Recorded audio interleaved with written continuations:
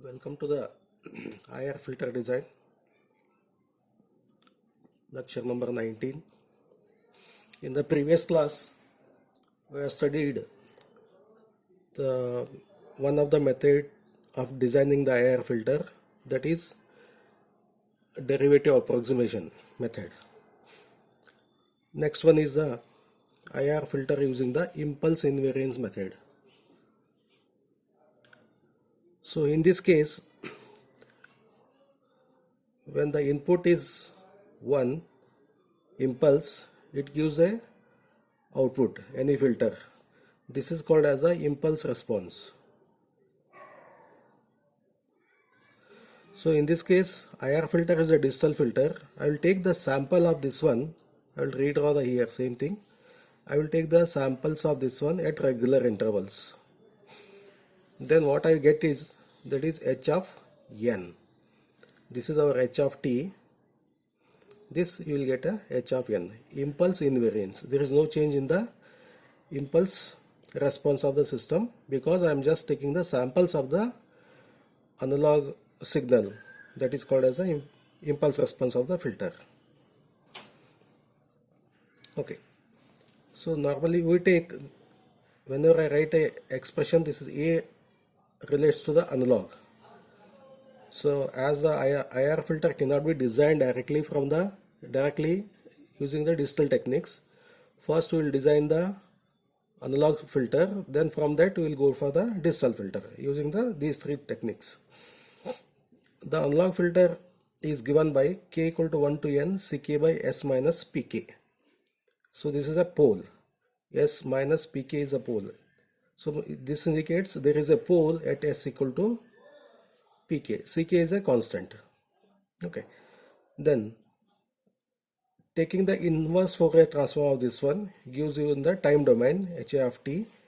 So this is inverse Fourier transform, that is for t greater than or equal to 0.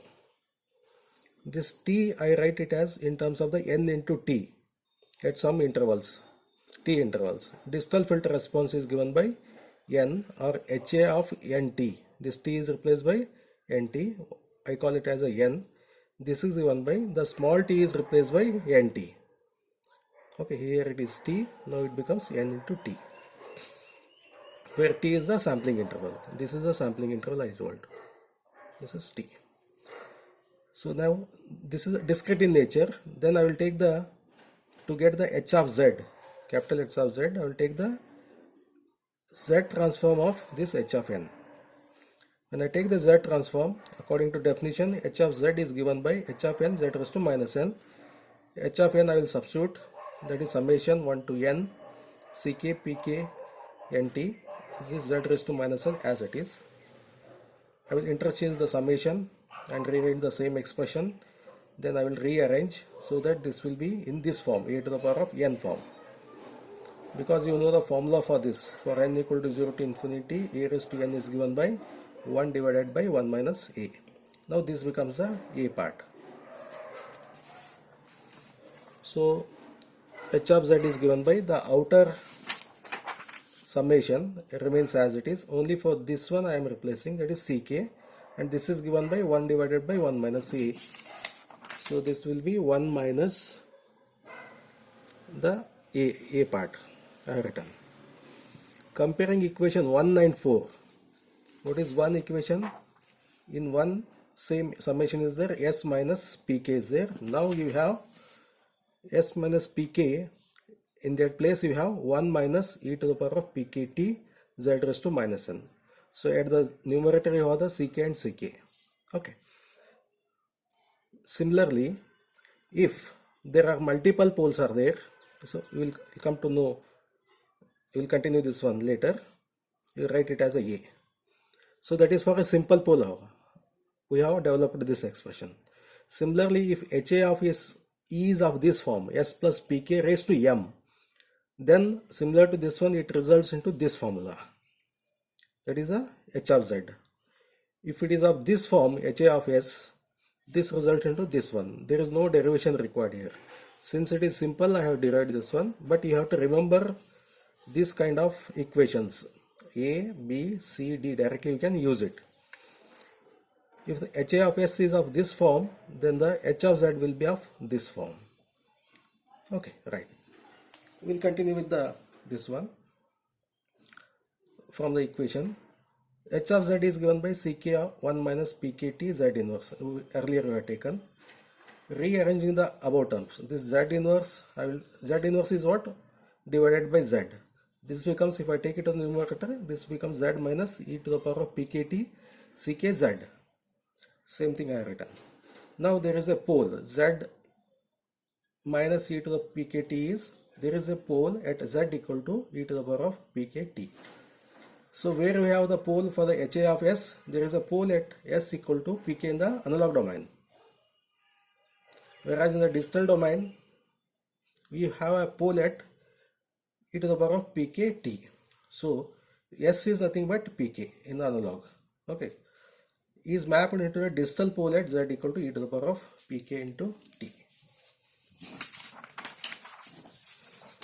So Z equal to Pkt and S equal to Pk from the analog, or Pk equal to S you can write. So in place of Pk I write it as a S, so that you will get the relation between the Z and the S plane, because you are mapping from the S plane to the Z plane. So the Z and S relation is this one. Then Z in the polar form is given by R into e to the power of j omega, and this one e to the power of S is nothing but sigma plus j omega into T.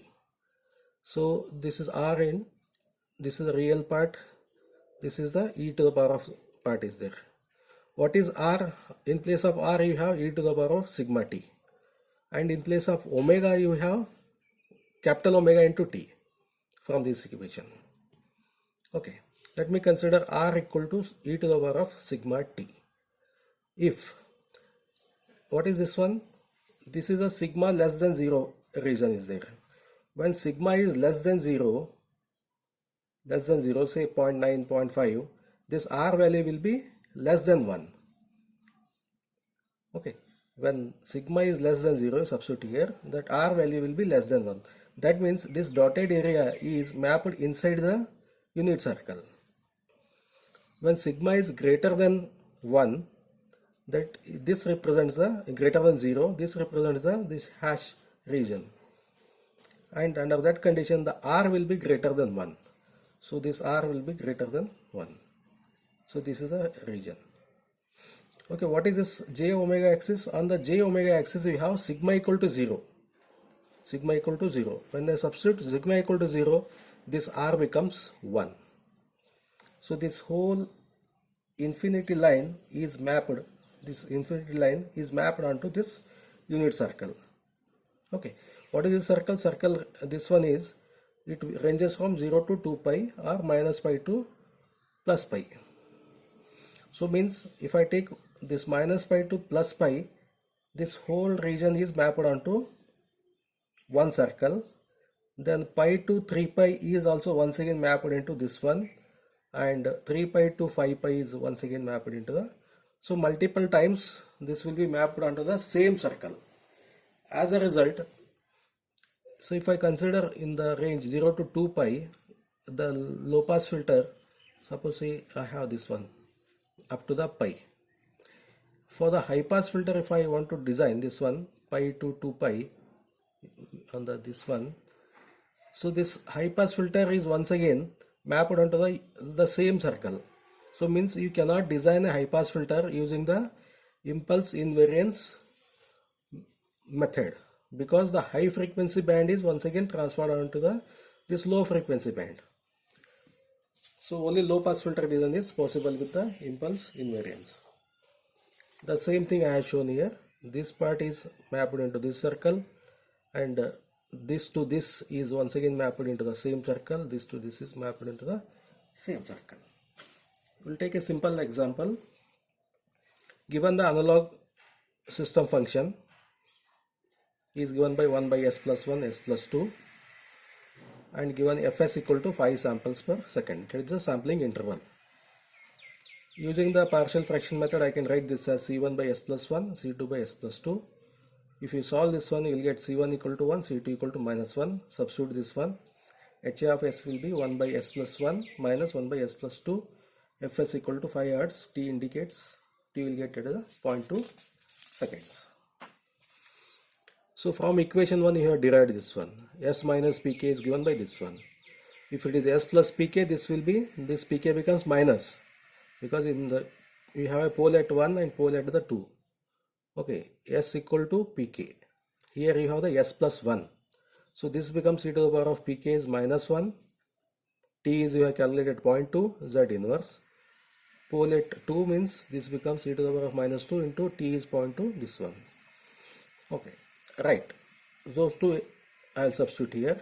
You will get this one minus this one. If you simplify, you will get this expression. Okay, you may be asked to write this one in the polynomial form. So that is something divided by, you write z to the power of n plus z to the power of n minus 1. It goes up to the 1 into z to the power of 0. This is in the polynomial form.